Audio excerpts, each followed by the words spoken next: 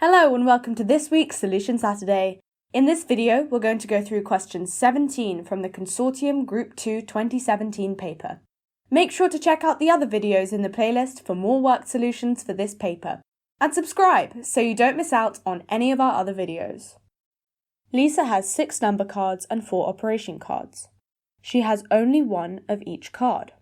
The cards can be placed side by side to form number statements. For example, 3 plus 4 is equal to 7, and 6 times 7 is equal to 42.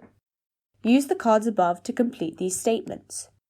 For this first part, we can rule out division, as 7 is a prime number. We can also rule out multiplication, as 2 isn't a multiple of 7. And lastly, we can also rule out addition, as no number can be added to 7 to produce a smaller number. So we know our operation has to be subtraction. This is fairly self-explanatory.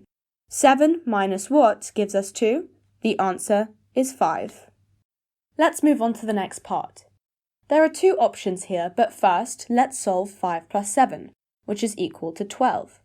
Now we know that both sides of our equation, left and right, have to both equal 12. From here, we can work methodically. We can eliminate division and subtraction as options for our operation, since none of the numbers given are larger than 6, nor do they divide or subtract to give 12. Our only choices left here are to add or multiply. However, both operations could work here, as we could add 6 to 6 to give 12, or we could multiply 2 by 6 to get 12.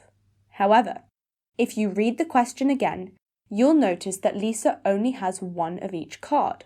Since she's already used her 6th card, it's impossible for us to use addition, and so we have to multiply 2 by 6 to get 12.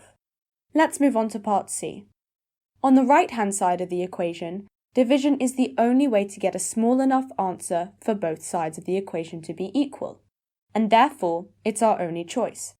The largest number 54 is divisible by out of our cards is 6, so we have to do 54 divided by 6 to get 9. This means that the left-hand side of our equation also has to equal 9. We know that we have to add, and we know that we have to use 7. So 7 plus what is equal to 9? The answer is 2. And finally, let's move on to the last part. On the right side of the equation, we've been given the numbers 47 and 35. Similar to the previous part, we have to achieve an answer small enough on the right-hand side for the left-hand side to be able to match up. In this case, we have to subtract. So we're going to do 47 minus 35 to get 12. We now know that our left-hand side has to equal 12. So 2 multiplied by what gets 12? The answer is 6. Thank you for watching. We hope you've been able to gain valuable skills that you can apply to problems similar to this one. If you have any questions, don't hesitate to leave a comment or reach out on our other platforms. Check out the other videos in the playlist for more solutions on tricky questions from this paper.